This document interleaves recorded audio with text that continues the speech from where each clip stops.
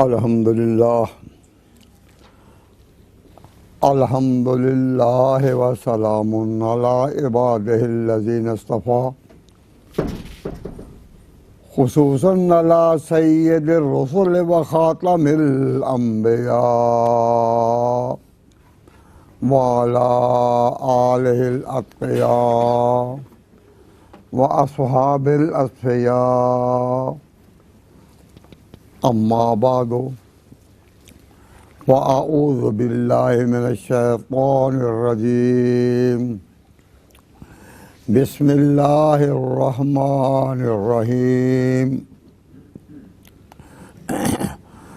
يا أيها الذين آمنوا من يرتد منكم عن دينه فسوف يأتي الله بقوم يحبهم ويحبونه أذلة على المؤمنين أعزة على الكافرين يجاهدون في سبيل الله ولا يخافون لومة لائم ذلك فضل الله يؤتيه من يشاء والله واسع عليم صدق الله مولانا العظيم.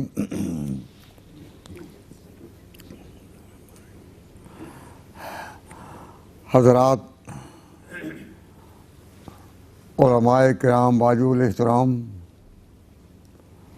بزرگان قوم، سامعین عزیز، دوستوں اور بھائیوں،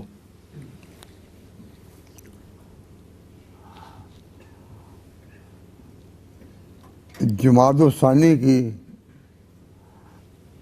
غالباً 10 تاریخ ہے اور جمادی الثانیہ کا سب سے اہم واقعہ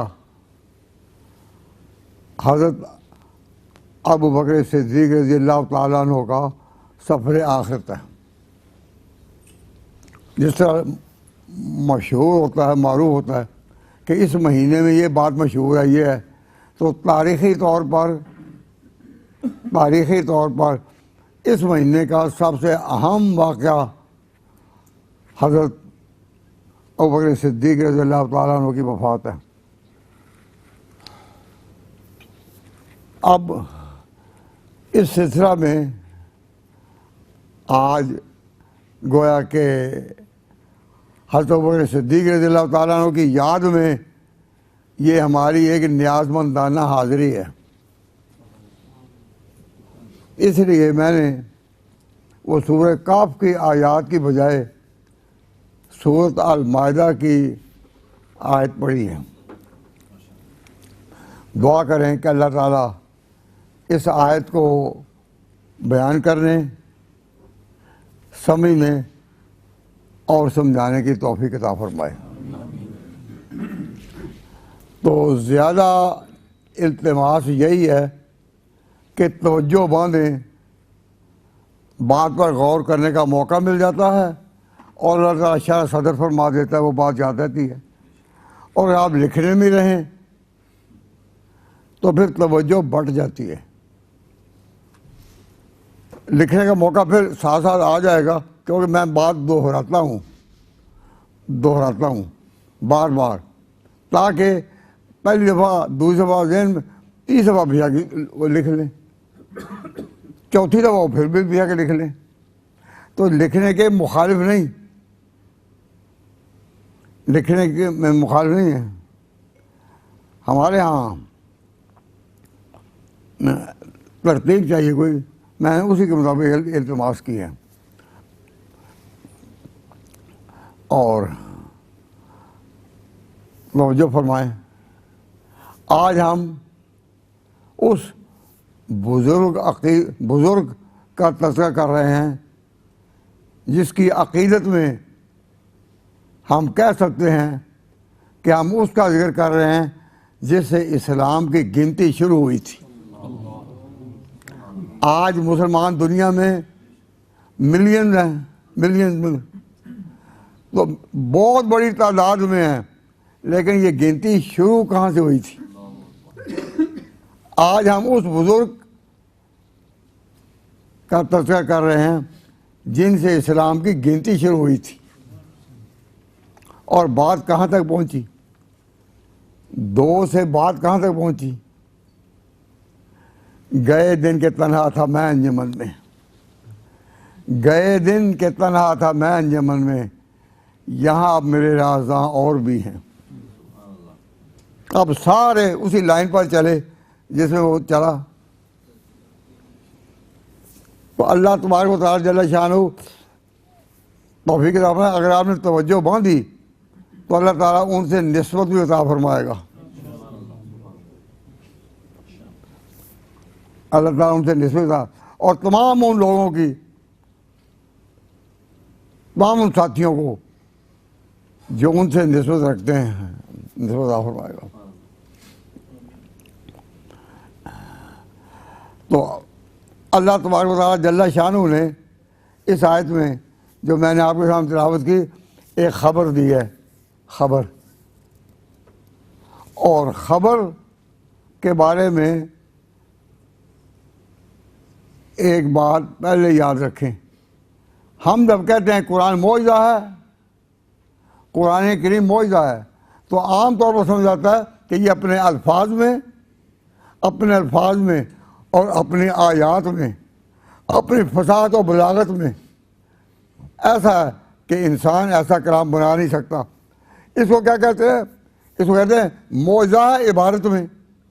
قرآن اپنے الفاظ میں، آیتوں میں، آیات میں، ان کی باہمی ترتیب میں، اس کی باہمی نظم ان میں یہ معجزہ ہے، ایسا کلام بنا نہیں سکتے.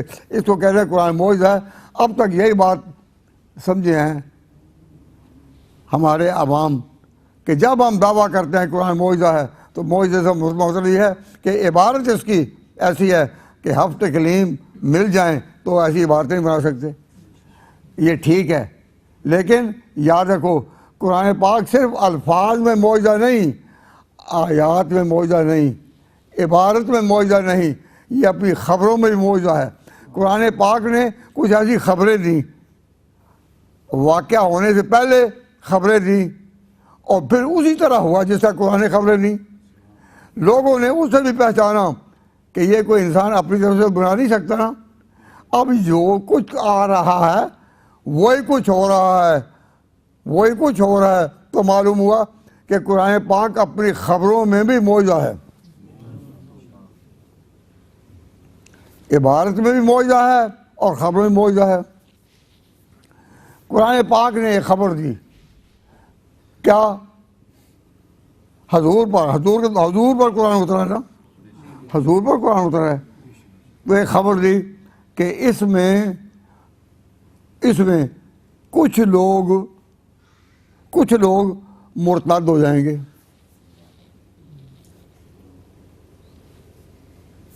یہ کیا ہے؟ خبر.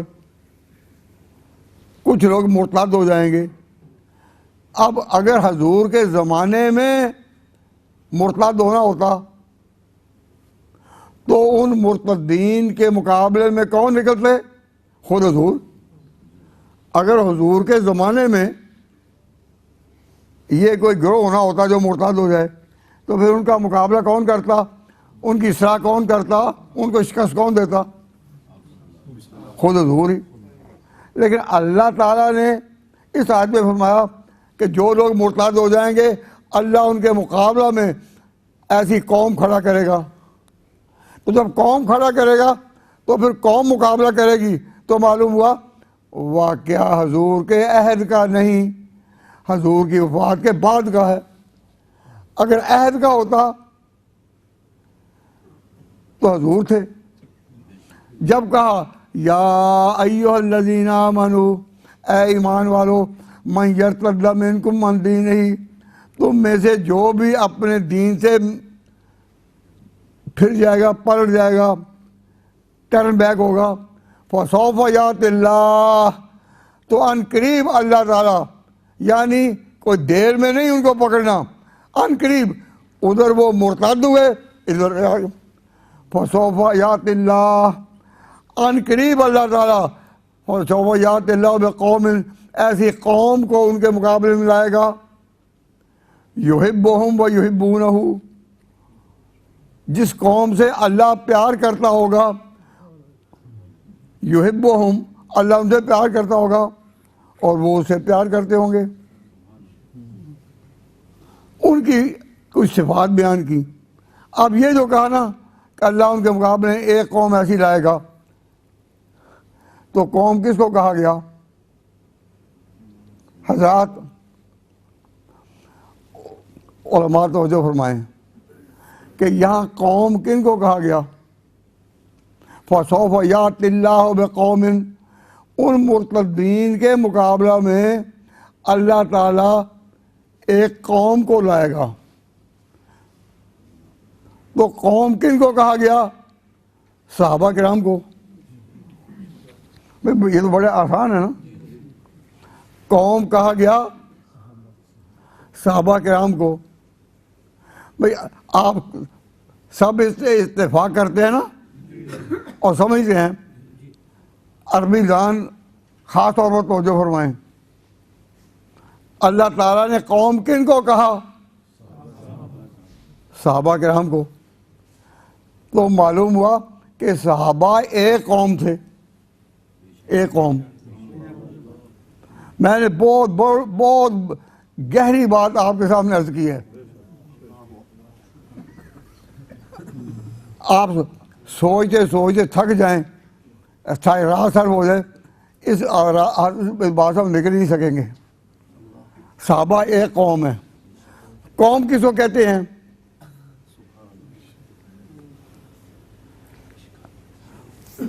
قوم کس کو کہتے ہیں؟ قوم کہتے ہیں جو جڑے ہوئے ہوں، جڑے ہوئے۔ آپ جڑے ہوئے، تو میں جڑے ہوئے کا معنی بھی شاید آپ کے ذہن میں نہ آئے، میں مجھے اور واضح کر رہا ہوں، بہت ہی گہرا معنی ہے اس کا۔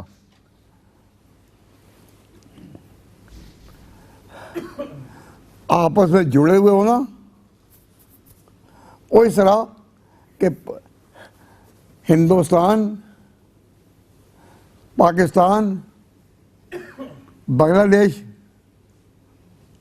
اور برما وغیرہ کے جو مسلمان ہیں، وہ ہمارے اس طرح سے واقف ہے کہ ہمارے ان ملکوں میں صرف ڈاکٹر نہیں، حکیم بھی ہوتے ہیں نا۔ تو حکیم شربت شیرہ تیار کرتے ہیں نا،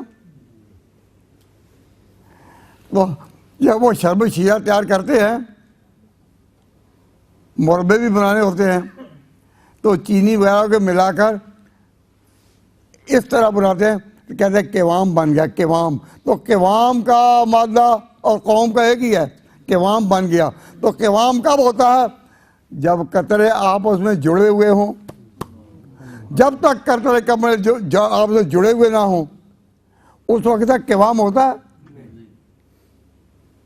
تو جس طرح قوام ہے نا، تو صحابہ جو آپس میں وہ اس طرح جڑے ہوئے کہ قوام ہے۔ تو فَسَوْفَ يَأْتِ اللَّهُ بِقَوْمٍ، اللہ مقابلے میں ان کے لائے گا ان مرتدین کے ایک قوم کو، اور قوم وہی ہے کہ جو آپس میں جڑے ہوئے ہوں گے۔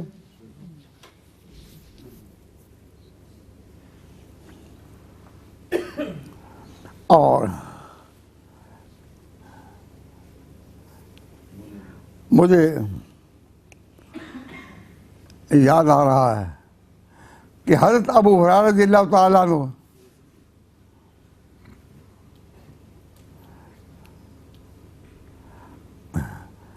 دعا کیا کرتے تھے، حضرت ابو ہریرہ، کہ سب تعریفیں اس اللہ کے لیے، سب تعریفیں اس اللہ کے لیے جس نے ہمارے دین کو ایک قوام بنایا۔ الحمدللہ الذی جعل الدین قواما وجعل ابا ہریرہ اماما۔ اللہ تعالیٰ کی شان ہے، اس دین کو بنایا قوام ایک، اور ابو ہریرہ کو بنایا ان کا امام۔ جعل الدین قواما، دین کو بنایا قوام، وجعل ابا ہریرہ اماما، اور ابو ہریرہ کو بنا دیا امام۔ معلوم ہوا امام کہیں باہر سے نہیں آئے، اسی دین کے امام ہیں۔ اور ابو ہریرہ جب کہتے ہیں امامہ، اگر وہ امام ہو سکتے ہیں تو اس کے بعد ان کے جانشینوں میں پیراؤں میں امام مالک امام ابو حنیفہ کہ وہ امام نہیں ہو سکتے. یہ تو صحابہ کا ایک نام جعل الدین قواما، دین کو بنایا قوام و جعل ابا ہریرہ اماما. تو آپس میں جڑے ہوئے ہوں، تو اگر آپ جڑے ہوئے ہوں آپس میں تو وہ ہوتے ہیں ایک قوم.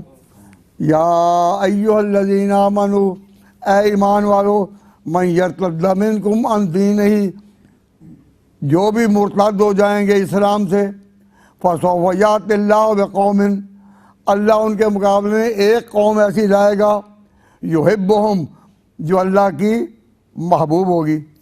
تو اب اللہ تعالیٰ صحابہ سے جو راضی ہوا، علماء حضرات اس کا جواب دیں. صحابہ سے اللہ جو راضی ہوا تو علی الانفراد یا علی سبیل القوم؟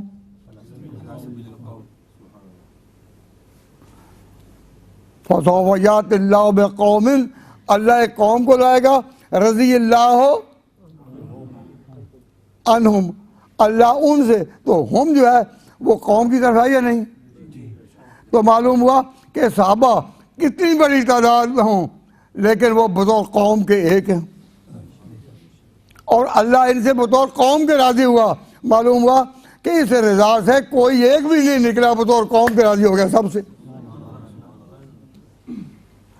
جب تک یہ اعتقاد نہ ہو آگے گاڑی چلتی نہیں. یحبہم، ہم جو ہے وہ جمع ہے، ادھر قوم، فسوف یأتی اللہ بقوم یحبہم. تو معلوم ہوا کہ یہ جو ہیں صحابہ وہ ہم یعنی جمع کے باوجود قوم ایک ہے.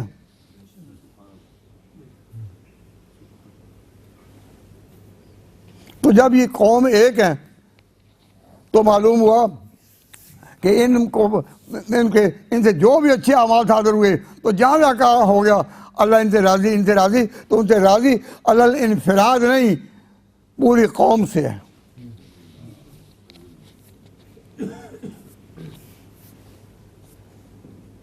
اور جب آپ کا یہ اعتقاد ہے کہ پوری قوم سے راضی ہے تو پھر ہم کیوں نہ کہیں کہ ساری جنتی ہیں، ساری، کوئی اول ہوں آخر ہوں، زیادہ شان والے ہوں یا بعد کے آنے والے ہوں صحابہ ہی. جو اللہ تعالیٰ کا جنت کا وعدہ ان کے کسی طبقے سے نہیں، صحابہ کرام سے، کہ یہ اولین ہیں، یہ آخرین ہیں، یہ بدریین ہیں، یہ مہاجرین ہیں، ان سے نہیں. صحابہ کے بارے میں کیا ہے؟ کلن وعد اللہ، کلن، کل سے راضی ہے، کلن وعد اللہ الحسنی. ٹھیک ہے کہ ان میں درجات بھی ہیں، اپنے اپنے مراتب بھی ہیں، لیکن وعدہ جنت کا کلن وعد اللہ. اور یہ کل کا لفظ کس کا ہے؟ اللہ کا. وہ کہتے ہیں کلن وعد اللہ الحسنی، اللہ تعالیٰ سب سے راضی ہوا. اب مثال کے طور پر یہ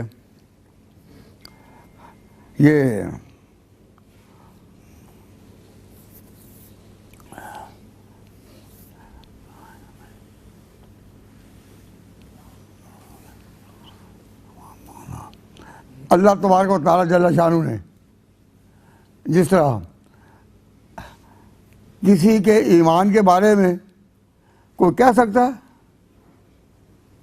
کسی کے ایمان، الایمان فعل القلب، ایمان دل کا فعل ہے، ایمان کے بارے میں کوئی کسی کے بارے میں کہہ سکتا ہے؟ نہیں. اسلام کے بارے میں کہہ سکتا ہے کہ کسی کو نماز پڑھے دیکھو سمجھو کہ مسلمان ہے. تو اسلام کے بارے میں تو شہادتیں ہو سکتی ہیں کہ یہ مسلمان ہے. ایمان ایک اندر کی بات ہے، اندر کے بارے میں کوئی کہہ سکتا ہے؟ نہیں نہ کہا جا سکتا، کوئی نہیں کہہ سکتا. تو اندر کے بارے میں وہ کون کہے جو اندر کو جاننے والا ہے؟ اندر کی بات کو جاننے والا اللہ، تو اندر کی بات کو تو وہی کہہ سکتا ہے نا. تو صحابہ کرام رضوان اللہ اجمعین کا جو پہلا طبقہ تھا اس کے بارے میں اللہ تعالیٰ نے پہلوں کے بارے میں مکہ میں جو لوگ مسلمان ہوئے، جو مسلمان ہوئے تھے مکہ میں، تو جتنے لوگ بھی مسلمان ہوئے ان کو یہ کہنا کہ وہ مسلمان تو ہیں، اللہ جل شانہ نے فرمایا یہ مسلمان ہونے کی بات نہیں، کل کے کل جو ہیں وہ ایمان لا چکے، کل کے کل ایمان. وہ سورۃ البقرہ کے آخر میں جو آیات ہیں وہ کیا ہے؟ شروع پہلی آیت میں جو لفظ پول آتا ہے اللہ تبارک و تعالیٰ آمن الرسول بما انزل الیہ من ربہ والمؤمنون. سمجھو، آمن الرسول، رسول خود بھی ایمان لائے، بما انزل الیہ، جو کچھ ان کی طرف اتارا گیا من ربہ. تو جس طرح ہم کہتے ہیں کہ اللہ نے اپنے نبی پر جو وہی اتاری حق ہے، اس طرح حضور خود بھی مانتے تھے جو مجھ پر اللہ نے وہی اتاری حق ہے. آمن الرسول،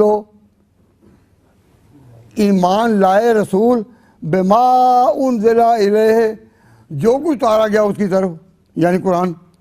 آمن الرسول، رسول ایمان لائے، من ربہ والمؤمنون، اور مومن بھی.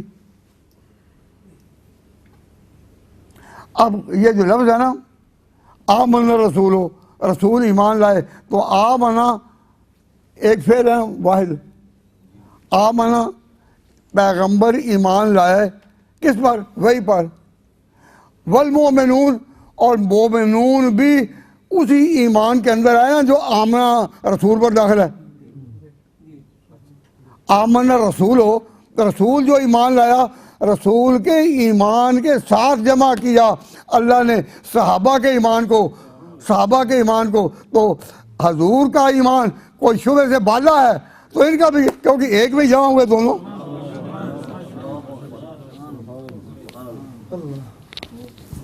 یہ جو فرمایا نا آمن الرسول بما انزل الیہ، رسول ایمان لائے، تو اس ایمان میں، رسول کا جو ایمان ہے اس میں ان کے ایمان لانے میں شریک ساتھ کون ہے؟ والمؤمنون، مومن. اور پھر اللہ خبر دیتا ہے آگے، اللہ تعالیٰ خبر دیتا ہے والمؤمنون، آگے کیا لفظ ہے؟ کل آمن باللہ، ہر ایک ان میں، ہر ایک ان میں ایمان لایا ان باتوں پر. آگے تفسیر ہے ان کی پوری. تو کل کا لفظ جب اللہ اختیار کرے تو وہ اسی معنی میں ہے کہ جن کو وہ جانتا ہے. تو اللہ تعالیٰ نے تمام صحابہ کے بارے میں وداؤٹ اینی ایکسیپشن، کسی کو نکالنے کی نہیں کہ وہ اور ہیں وہ اور ہیں، کل، سارے کے سارے. یہ عقیدہ ہے کل وعد اللہ الحسنی، یہ وہ لوگ ہیں کہ جن میں ہر ایک سے وعدہ جنت کا.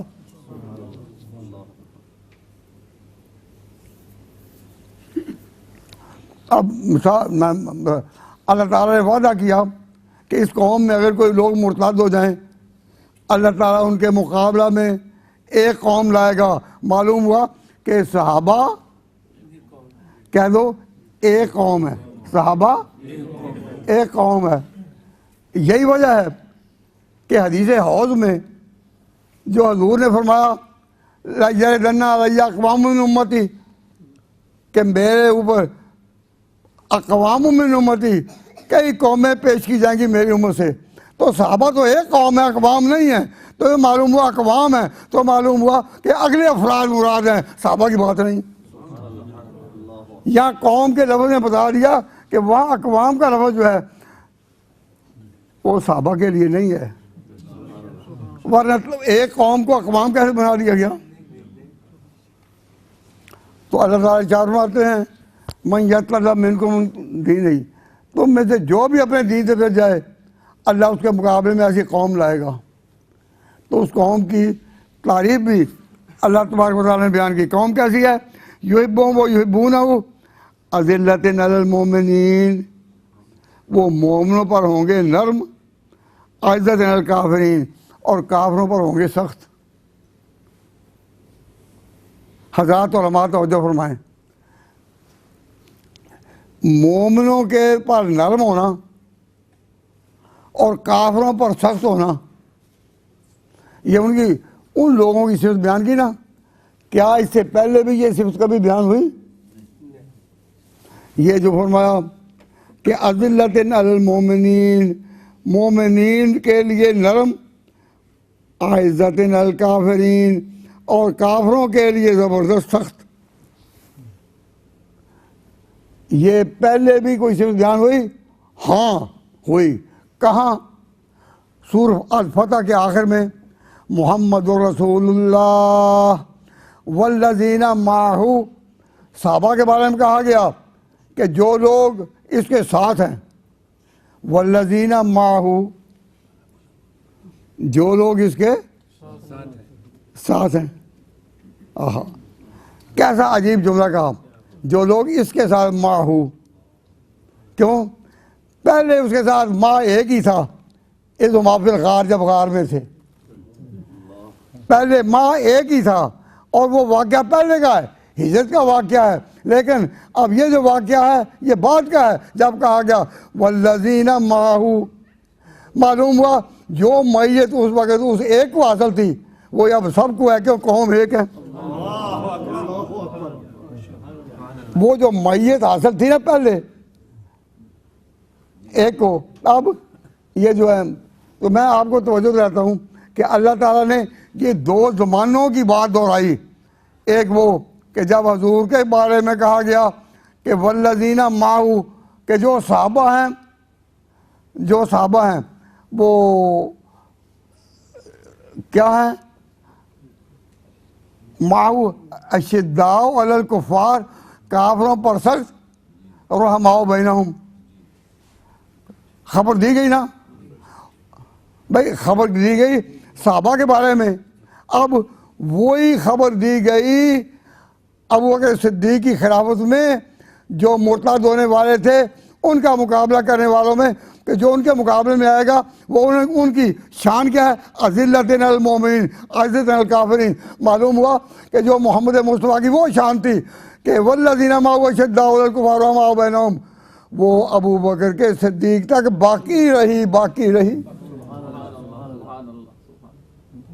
وہ آیتیں آپ نے بارہ پڑھی ہوں گی جو محمد رسول اللہ والذین معہ، اور یہ بھی پڑھی، لیکن دونوں کو جوڑ کر پڑھو تو آپ کو ایک نور ملے گا. اس سے پتہ چلا کہ جو لوگ کہتے ہیں کہ دین حضور کی وفات کے بعد کمزور پڑ گیا تھا اور ناکام ہو گیا تھا، اللہ نے دونوں کو جوڑا کہ نہیں، جو شان تھی اسی شان کے وارث ابو بکر صدیق ہوئے. صحابہ پر تنقید کرنے والوں کا تو دعویٰ یہ ہے نا کہ حضور نے دین صحیح پیش کیا، اور دین پورا جوان تھا،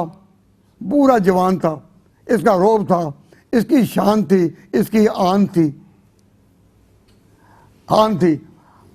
ہم اہل سنت والجماعت عقیدہ رکھتے ہیں کہ وہی شان باقی رہی اس وقت جب اللہ تعالیٰ نے ان کے بارے میں کہا اذلۃ علی المؤمنین.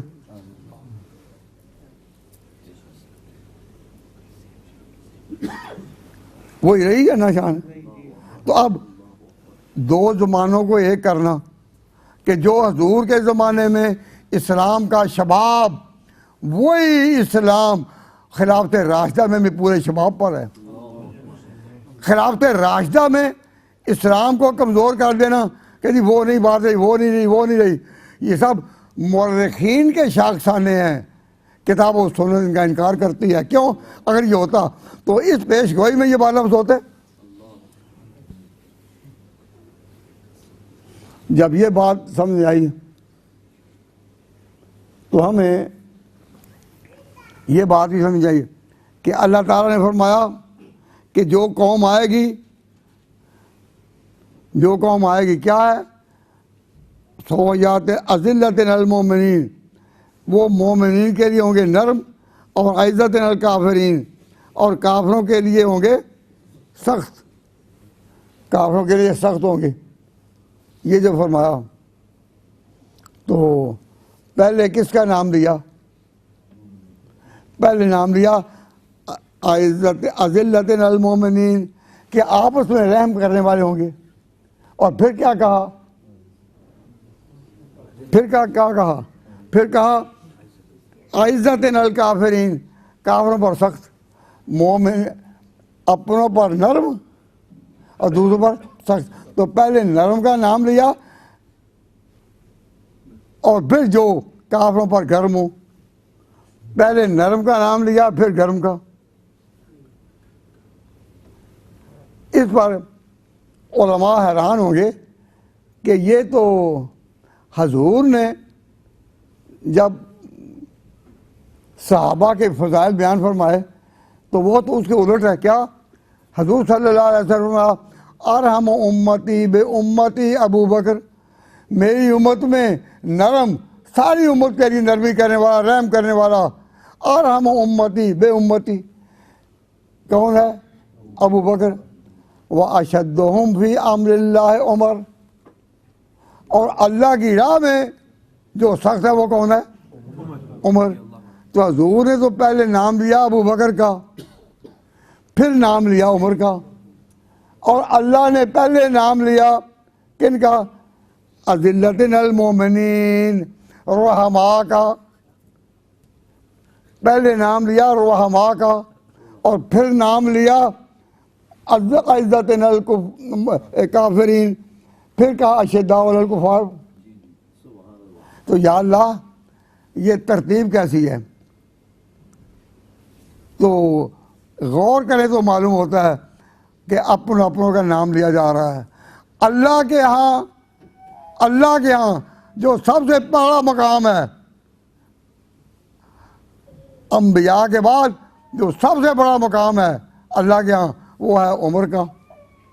اور نبی پاک صلی اللہ علیہ وسلم سے کہا سب سے زیادہ تعلق قریب کا وہ ہے ابو بکر کے ساتھ. تو جب حضور نے کہنا تھا تو ارحم امتی بے امتی ابو بکر واشدہم فی امر اللہ عمر، کہ جو اپنا ہے اس کو اپنے ساتھ رکھا. اور جب اللہ تعالیٰ نے وہ بات کہنی تھی تو کہہ دیا اذلۃ المؤمنین عزت الکافرین. اب یہاں یہ بات آپ سب کو پتہ ہے کہ انسانوں میں سب سے اونچا درجہ کن کا ہے؟ نبیوں کا. تو حضور نے تو فرمایا میرے بعد اگر کوئی نبی ہوتا تو عمر ہوتے. تو معلوم ہوا کہ پوری امت میں جو مقام عمر کا ہے وہ عمر کا ہی ہے، اور وہ ہے جس طرح نبی و باقی پر فضیلت ہے. اب جب یہ بات سمجھ میں آ گئی کہ اپنے کا ذکر کیا جا رہا ہے تو اس سے پتہ چلتا ہے، واضح روایات سے ہی پتہ چلتا ہے حضور صلی اللہ علیہ وسلم جب کبھی مشورہ کرتے تھے نا سر، جب کبھی صحابہ سے مشورہ کرتے تو مشورہ کرنے والے کا جو پہلایا بیان ہے، مشورہ کرنے والے کا جو بھی پہلایا بیان ہے اس سے پتہ چل جاتا ہے کہ یہ کیا چاہتا ہے. مشورہ جب ہو نا تو مشورہ کرنے والے سے جب ذکر تو اندازہ ہو جاتا ہے کہ اس کا ذہن نتیج معلوم ہوتا ہے. تو حضور جب کبھی مشورہ کرتے صحابہ سے اور ابو بکر عمر بھی بیٹھے ہوتے تو حضرت ابو بکر صدیق رضی اللہ تعالیٰ عنہ کی نظر بات پر غور کرنے کے بجائے چہرہ مصطفیٰ پر ہوتی کہ یہ چہرہ کیا جواب چاہتا ہے. اور حضرت عمر وہ اس طرح نہیں، وہ معاملے کی حقیقت پر اس طرح ڈوب جاتے، اس طرح غور میں، تدبر میں اور فکر میں سر جھکائے بیٹھے ہیں. تو پھر اللہ تعالیٰ نے اتنی موافقات حضرت عمر کے موافق اتاری کہ دل پہلے تمنا اٹھتی ہے عمر کے دل میں، اللہ قرآن میں تصدیق کرتا. تو حضرات غور کریں کہ ابو بکر صدیق رضی اللہ تعالیٰ عنہ کی عادت کیا تھی کہ چہرے کو دیکھتے یہ چہرہ کیسا جواب دیتا ہے، یہ چہرہ کیسا جواب مانگتا ہے۔ میں خیال و خواب کی محفلیں، میں خیال و خواب، اپنے خیال سے کوئی بات کریں تو وہ اپنا خیال ہے، لیکن ابو بکر کا اپنا خیال ہی کوئی نہیں ہوتا تھا۔ میں خیال و خواب کی محفلیں نہ بعض میں شوق سجا سکا، تیری ایک نگاہ بدلتے ہی میرے سب ارادے بدل گئے۔ کیا اونچا مقام تھا کہ حضور صلی اللہ علیہ وسلم کی ادا ہی دیکھتے تھے ابو بکر۔ مثلا اس کی مثال میں نے دی تھی کہ آخری وقت ہوتا ہے نا، وفات کا وقت، تو لوگ کچھ وصیت کرتے ہیں، کچھ پیغام دیتے ہیں۔ تو ابو بکر صدیق کا جب آخری وقت تھا تو آپ اندازہ تو ہو رہا تھا کیا وفات کا وقت آ پہنچا ہے، وفات کا وقت آ پہنچا ہے اور یہ سفر آخرت کو جانے والے ہیں۔ لیکن جب ان کے پوچھتے ہیں کوئی ایسی اس وقت کوئی کلمہ کلام نہیں، بس پوچھ دو تین دفعہ کہ یہ سوموار کب آئے گا، سوموار کب آئے گا۔ کیوں؟ ان کو پتہ تھا کہ سوموار کو آقا خاتم النبیین سفر آخرت پر روانہ ہوئے تھے، تو سوموار ہی آئے گا اور مجھے لے گا۔ سوموار کب ہے، سوموار کب ہے؟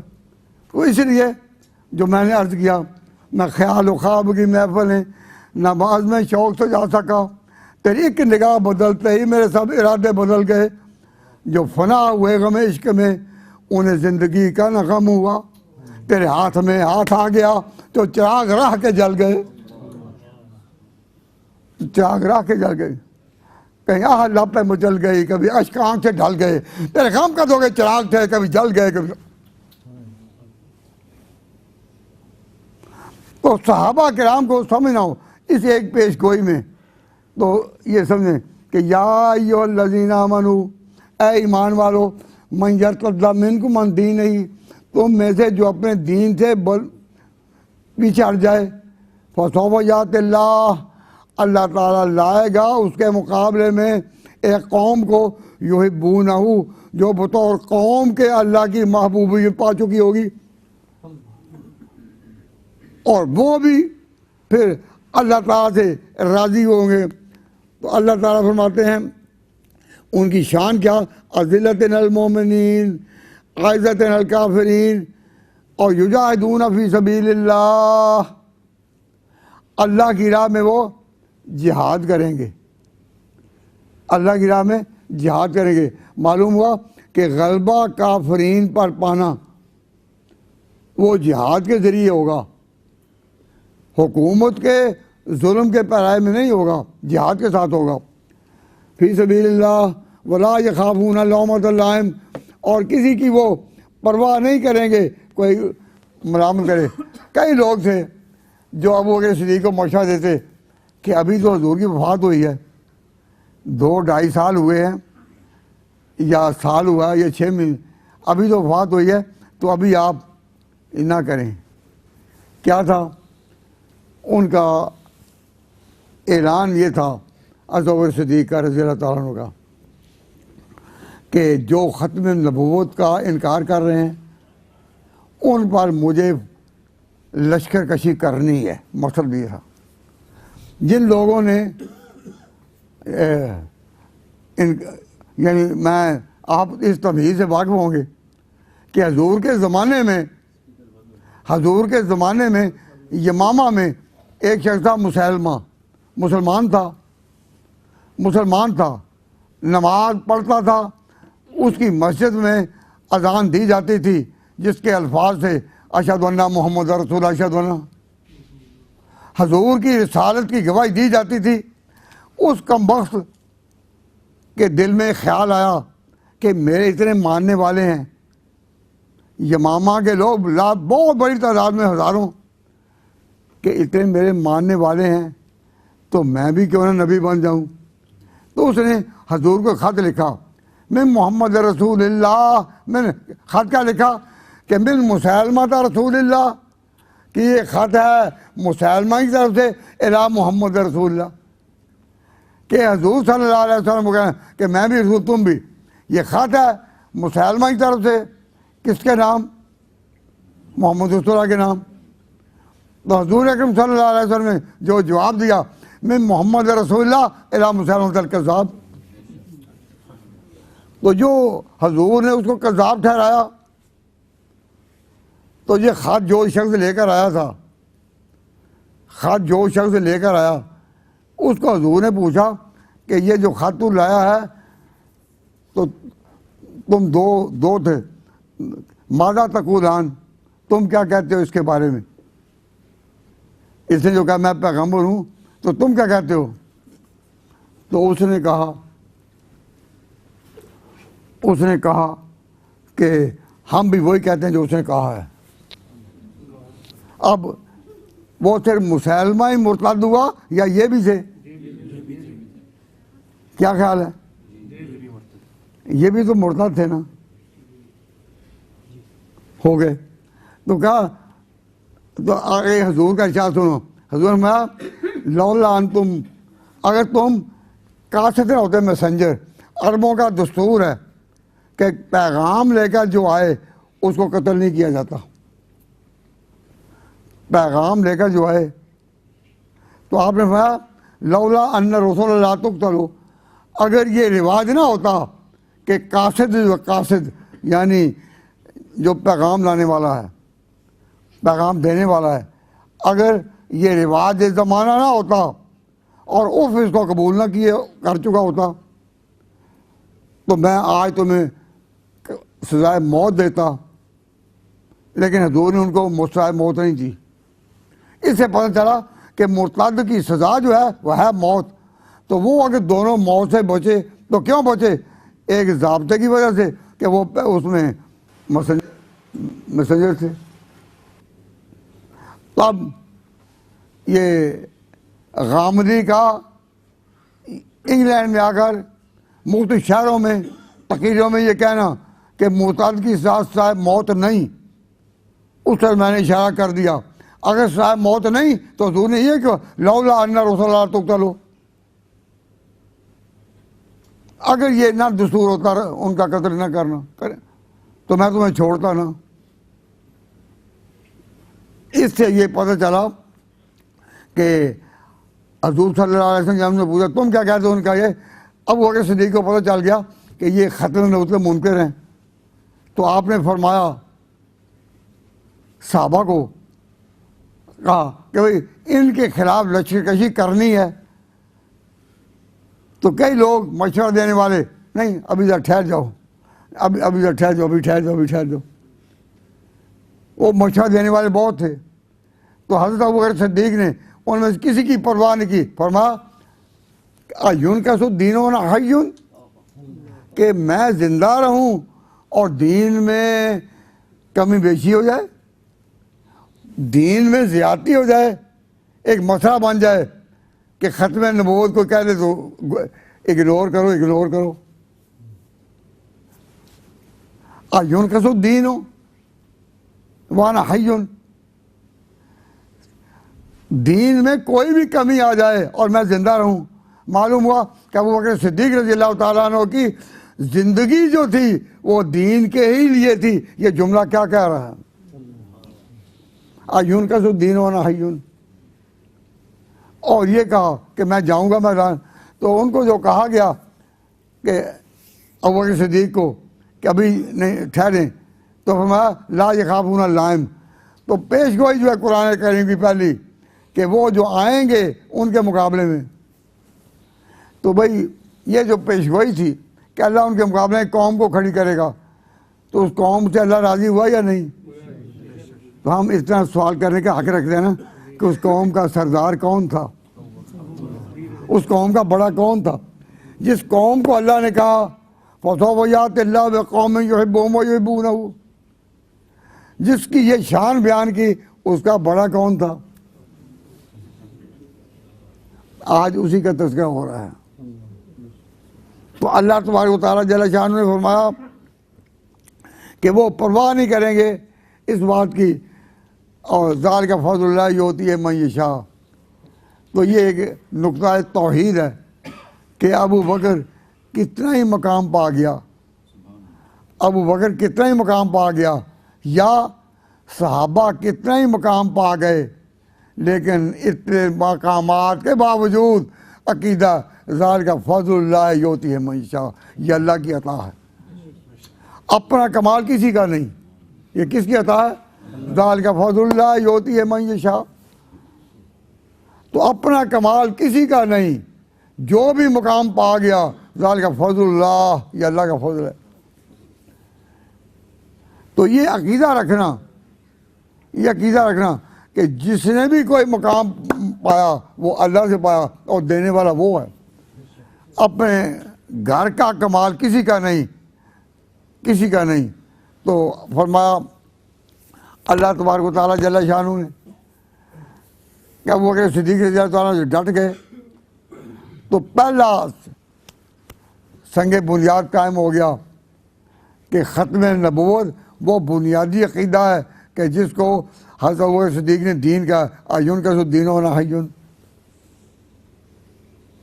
تو یہ جو ارشاد ہوا ذالک فضل اللہ، یہ اللہ کا فضل ہے، یؤتی من یشاء، اللہ جس کو چاہے دیتا ہے.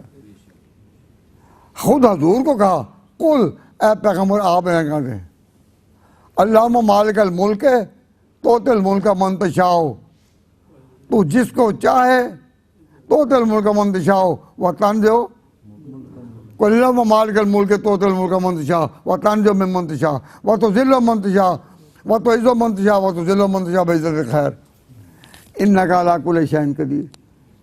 کہ اللہ کی عطا جو ہے اس کا عقیدہ رکھو، اور جو عقیدہ اللہ کی عطا کا نہیں رکھتا اللہ کے، وہ مسلمان نہیں ہے. ذالک فضل اللہ، اللہ کا فضل ہے، یؤتی من یشاء، جس کو چاہتا ہے دے. تو اس کا معنی یہ ہے کہ جس کو نہیں چاہتا نہ دے، جس کو چاہے عزت دے، جس کو چاہے عزت دے، سب اللہ کے ہاتھ میں ہے. خانہ ساز کمال کسی کا نہیں. اور اللہ تو فرماتے ہیں کہ اللہ تعالیٰ یؤتی من یشاء واللہ واسع علیم، اللہ تعالیٰ کی وسعت، اس کی مثال نہیں. علیم، اس کے علم کی کوئی حد نہیں، کوئی عد نہیں، کوئی گنتی نہیں. تو اللہ کے بارے میں جب تک یہ عقیدہ نہ ہو اس وقت تک انبیاء اور اولیاء ان پر عقیدہ ہو ہی نہیں سکتا. ان سب پر عقیدہ تبھی درست ہوگا جب اللہ پر عقیدہ درست ہوگا. تو بات خلافت کی تھی اور بات یہاں ختم ہوئی. تو حضرت ابو بکر صدیق رضی اللہ تعالیٰ عنہ کہ اس پیش گوئی میں جس طرح اس کی تصدیق ہے، میں نے غالباً پچھلے کسی سبق میں یہ کہہ دیا تھا، اسی طرح پیش گوئیاں ایک نہیں اور بھی، الف لام میم غلبت الروم فی ادنی الارض وهم من بعد غلبہم سے، وہاں بھی ابو بکر کے بارے میں وہ پیش گوئی پوری ہوئی. اب ابو بکر صدیق کو صرف احادیث میں اور کتب عقائد میں ہی ایک مقام نہیں بلکہ قرآن پکار کر کہہ رہا ہے، جو جیسا کہ وہ میں نے عرض کی. اور نہایت ہمیں افسوس سے کہنا پڑتا ہے، افسوس سے، کہ یہ دونوں یعنی حضرت ابوبکر صدیق اور حضور اکرم صلی اللہ علیہ وسلم اس طرح چلے ہیں کہ ان میں مشابہتیں کتنی ہیں، مشابہتیں اس میں کتنی ہیں. وہ ہمارے ایک رہنما حضرت مولانا سید نور حسن بخاری ملتان میں گئے، انہوں نے وہ 99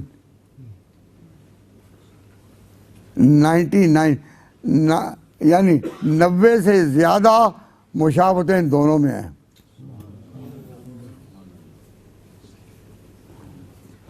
جن میں ایک کی طرف میں بھی توجہ دلایا کرتا ہوں، میں بھی توجہ دلاتا ہوں کہ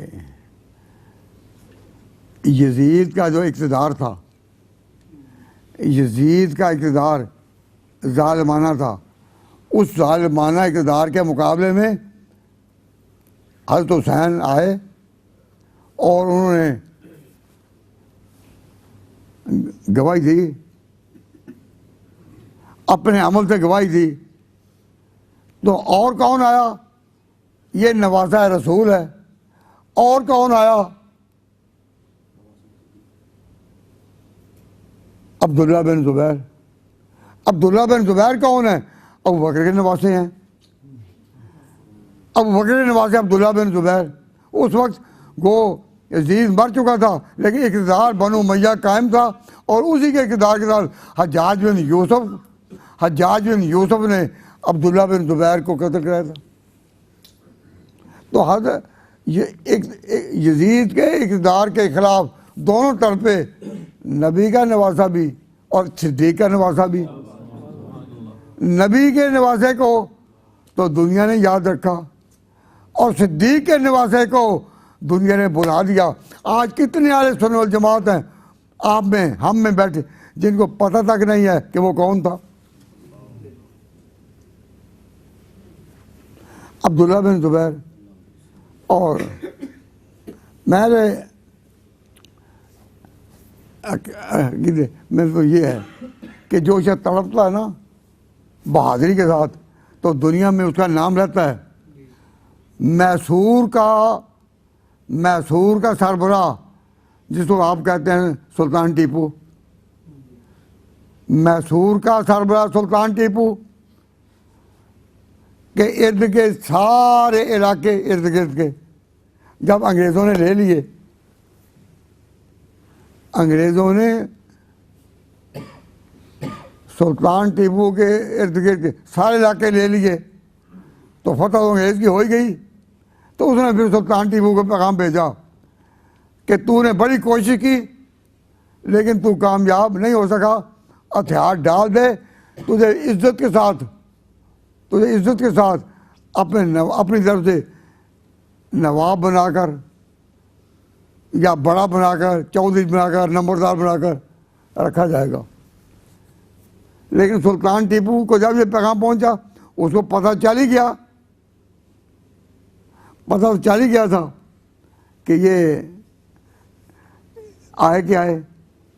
تو سلطان ٹیپو نے اپنے ساتھیوں کہا کہ بھئی شیر کی جو ہے نا چال وہ آج ہمیں چلنی ہے، دکھانا ہے کہ کس طرح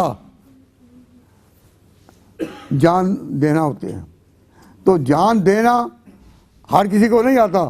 پھر سلطان ٹیپو جب نکلا تلوار کے ساتھ اس نے گویا کہ جواب دے دیا کہ میں جان دوں گا لیکن میں نے جھکنا نہیں. سوائے موت نظر آ رہی ہے لیکن اکیلا آیا اور اس نے جو تلوار لہرائی، موت تو مقدر میں تھی، مر تو جانا تھا، لیکن انگریزوں نے وہ تلوار جو وہ لے کر نکلا تھا وہ تلوار وہاں سے اٹھائی اور اس کو جس طرح یہ صلیب مقدس کو چھوتے ہیں اس طرح اس کو تلوار لیے ہوئے اسکاٹ لینڈ میں وہ تلوار مدتوں رکھی رہی اس میں ان کے عجائب گھر میں جس میں تحفے ہوتے ہیں. تو جو لوگ زیارت کرنے جاتے ہیں تو اس تلوار کو دیکھتے ہیں. تو مجھے بھی جانے کا موقع ملا، میں بھی گیا اور عقیدت مندانہ نظروں سے اس کو اب انگریز اس کے مخالف تھے لیکن اس کو قتل کرنے کے بعد، ہندوستان کو دبانے کے بعد، ہندوستان پر پوری حکومت قائم کرنے کے بعد انہوں نے پھر بھی ایک تاریخی عزت کا ایوارڈ دیا سلطان ٹیپو کو. کیا ہو یہی جذبہ لے کر عبداللہ بن زبیر حجاج بن یوسف کے مقابلے میں نکلے. اب کیا وجہ کہ سلطان ٹیپو کا نام تو بچے کو یاد ہے لیکن ابوبکر صدیق کا نواسہ وہ ابدی نیند سو رہا ہے جو یاد تازہ کر گیا کتنے بہادروں کی. میرے پاس وہ لفظ نہیں کہ میں آپ کے سامنے وہ بیان کر سکوں، لیکن یہ کہ مسلمانوں کا اتنا بڑا کہ یہ بات اپنے عقیدے کی، اپنے اسلاف کی وہ کرنا جانتے ہی نہیں ہیں۔ تو یہ جو حضرت ابوبکر صدیق کے بارے میں یہ جو پیش گوئی ہے یہ کہاں ہے؟ تو علماء حضرات کی خدمت میں عرض کیا کرتا ہوں کہ جب آپ کسی مسجد میں خطیب ہوں، اگر ایسا کوئی موقع ہو تو 3 آیتیں کم از کم یاد رکھیں، ایک میں ابوبکر کے ایمان کی، ایک میں حضرت عمر کے ایمان کی، ایک میں حضرت عثمان کے ایمان کی۔ کیوں؟ ان کا انکار کیا جا رہا ہے، اس کے بڑے بڑے چینل ہیں جن میں یہ خبریں آ رہی ہیں۔ تو آپ بھی تو قرآن لے کر اٹھے نا ان کے لیے، صرف کہہ دینا کہ صحابہ کی بڑی شان ہے، بڑے فضائل ہیں، یہ کوئی بات نہیں۔ اب میں نے ابوبکر صدیق کے بارے میں جو کہا تو میں نے روایتوں کے ذریعہ سے یہ چیز نہیں بلکہ قرآن کے لفظوں میں، یعنی clear cut injunctions of the book, clear cut میں نے وہ چیزیں آپ کے سامنے پیش کی ہیں۔ تو وہ چیز نہ رہے تو ایمان نہیں ہے، مغالطہ نہ رکھے۔ جو شخص ان کے بغیر سمجھتا ہے کہ میں مومن ہوں، مغالطے میں ہے، اور وہ وقت جلد آنے والا ہے جب مغالطے دور ہو جائیں گے، جب سارے مغالطے دور ہو جائیں گے۔ ہم ایک عقیدہ رکھتے ہیں، اس کے بعد دوسرا، میں دونوں عقیدوں کو وضاحت کر کے پھر اس آیت کو یہاں ختم کروں۔ کیوں؟ اللہ تبارک و تعالیٰ نے جل شانہ نے ہمیں جس دین پر لگایا نا، اس میں 2 بڑے فتنے۔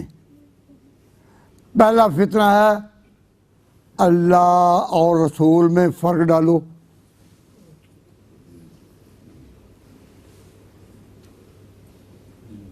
اللہ اور رسول میں فرق ڈالو، ایک فتنہ ہے۔ اس کے لیے کون اٹھے؟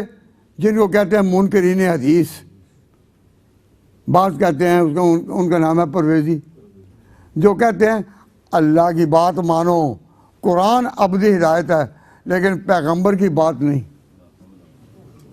تو یہ کیا ہے؟ اللہ اور رسول میں تفرقہ۔ تو اللہ تعالیٰ فرماتے ہیں کہ الذین یفرقون بین اللہ و رسولہ، کہ جو لوگ اللہ اور رسولوں میں تفریق کرتے ہیں اولئک هم کافرون حقا، کافر مسلم۔ اللہ اور اس کے رسولوں میں تفریق، ہاں وہ عقیدہ ہے کہ وہ معبود ہے، یہ عبد ہیں، وہ خدا ہے، یہ بندے ہیں، وہ ازلی ابدی ہے یہ، اور یہ انسانوں میں سے ہیں۔ وہ بنیاد اپنی جگہ، لیکن اللہ اور رسول کو ہم جدا نہیں کر سکتے، ورنہ دین بنتا ہی نہیں۔ دین کو تو ہم مانتے ہی اس لیے ہے نا کہ وہ اللہ کا ہے، اس کی نسبت سے ہے، ورنہ دین کو ماننے کی صورت ہے نہیں۔ تو اب اللہ اور رسول کے درمیان تفریق کرنی ایک، اور رسول اور صحابہ میں تفریق کرنی، یہ دونوں حرام ہیں۔ نبی پاک صلی اللہ علیہ وسلم جو دین لائے اس میں حضور کے ساتھ، جیسا کہتے ہیں اللہ کے ساتھ پیغمبروں کا نام ہے، تو حضور کے ساتھ صحابہ کا نام ہے۔ قرآن پاک میں اس کی اب شہادتیں ہیں، روشن شہادتیں ہیں۔ رسولوں کو اللہ سے جدا نہیں کیا جا سکتا، جدا، اور صحابہ کو حضور سے جدا نہیں کیا جا سکتا۔ جو اس کو جدا کرے وہ بھی غلط، اور جو اس کو جدا کرے وہ بھی کرے۔ کیا اللہ تعالیٰ نے یہ نہیں کہا کہ جو لوگ چاہتے ہیں کہ یفرقون بین اللہ و رسولہ اولئک هم الکافرون حقا؟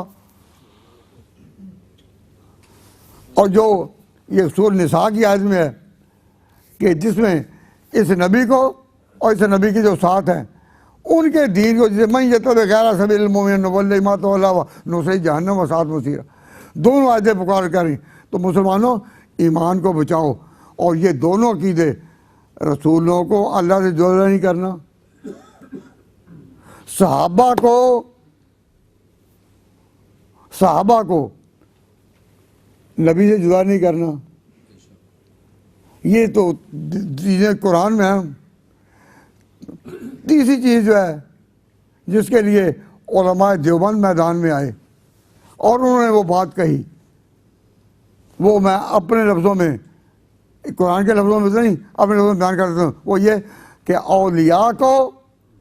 اولیاء کو انبیاء سے جدا نہیں کرنا. یعنی اولیاء کی کوئی بات ایسی نہیں ہو سکتی جو نبیوں کے خلاف ہو. اگر کوئی فقیر ہے، کوئی درویش ہے، اور وہ کوئی ایسی بڑ مارتا ہے، جس طرح دعوت کے آدمی تبلیغ والے وہ کسی گئے دعوت کے لیے، تو وہ ایک ملنگ بیٹھا ہوا تھا، نماز نہیں پڑھتا، لوگ آ رہے ہیں اس کے پاس بڑی عقیدت اور محبت میں. تو جماعت والوں نے کہا کہ بھائی ہم نماز کی دعوت دینے آئے. یہ بھی ہر کسی بات پہنچ جاتے ہیں، ہم نماز کی دعوت کرنے. اب وہ کہنے لگا اس سے چہرہ کر کے، مولوی کیا کہتے ہو؟ وہ کہتے آؤ مسجد میں نماز پڑھیں. کہ اس کو مخاطب کرتے، مولوی تیری 5 ویلے ساڈی ہر ویلے، تیری 5 ویلے ساڈی ہر ویلے، کہ تو 5 وقت خدا کے حضور میں ہم ہمیشہ ہیں. تو جاہل لوگ بعض اوقات دیہات میں یہ عقیدہ بنا لیتے ہیں کہ فقیر ہیں، یہ فقیر ہیں، درویش ہیں. تو یاد رکھو، فقیر اور درویش کی بات پیغمبر کی بات سے ٹکرائے تو یہ نہیں. انبیاء اولیاء اہل بیت نبی، تابعین و صحابہ پہ جب آ بنی، سب نے سیدھے میں گر کے یہی عرض کی تو نہیں تو مشرک کو کون ہے. سارے جھکے اللہ کے آگے. انبیاء اولیاء اہل بیت نبی، تابعین و صحابہ پہ جب آ بنی، جب ان پر کوئی بھی تکلیف کا وقت آیا، اے اللہ تیرے سوا کوئی ایسا نہیں کہ جو مشرک والے. تو جس طرح میں نے قرآن کی روشنی میں یہ عرض کیا، قرآن کی روشنی میں یہ عرض کیا کہ رسولوں کو خدا سے جدا نہیں کیا جا سکتا، اور قرآن کی روشنی میں یہ کہ صحابہ کو نبی سے جدا نہیں کیا جا سکتا. اور ہمارے دیوبند کی تاریخ میں پورا یہ ہے کہ اولیاء بڑے بڑے کیوں نہ ہوں لیکن ان کو انبیاء سے جدا نہیں کیا جا سکتا. اگر ان کی بات ان سے ٹکرائے تو انبیاء کی بات حق ہے، ان کی بات چھوڑ دی جائے گی. تو یہ 3 عنوان اپنی جگہ ہیں. تو حضرات، ایمان قائم رہے، عمل تھوڑا ہو، نجات ہے. اور ایمان متزلزل ہو اور عمل کا پہاڑ بھی کیوں نہ ہو، عمل کے کتنے بھی پہاڑ کیوں نہ ہو، اللہ کے یہاں کوئی قبولیت نہیں، بالکل کوئی قبولیت نہیں ہے. اب یہ ایک بہانہ ہے کہ 3 چینل اس ملک میں ناقدین صحابہ کے کھلے ہیں، اور کھلے عام وہ ان پر تنقید کرتے ہیں، اور اپنے پاس کوئی مولوی بٹھا لیتے ہیں. ہمارا کون تھا؟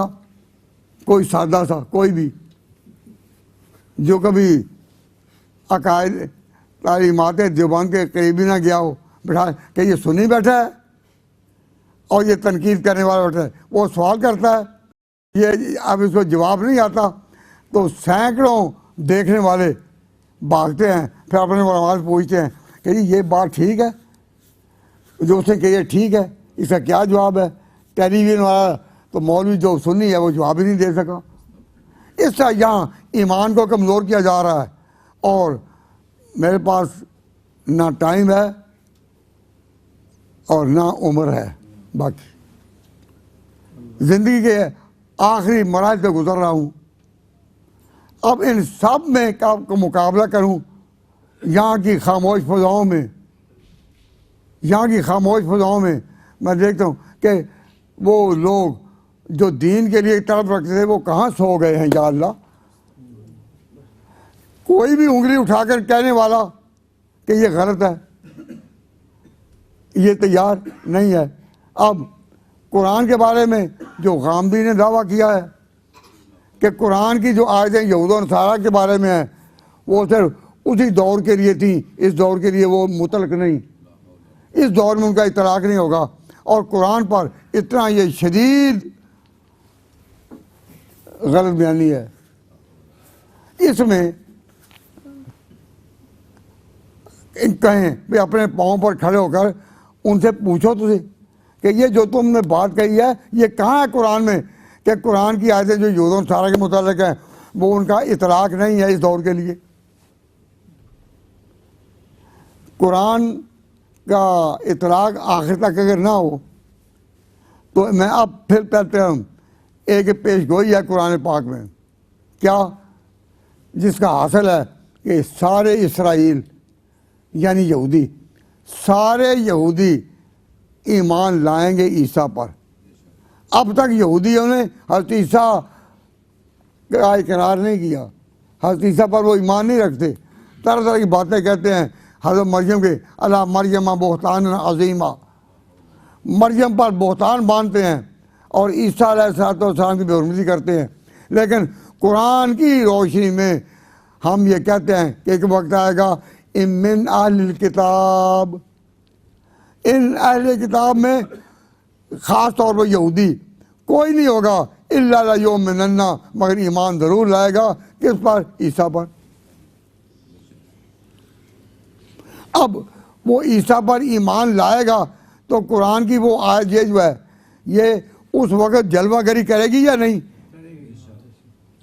من اہل الکتاب الا لیؤمنن بہ قبل موتہ و یوم القیامت یکون علیہم شہیدا.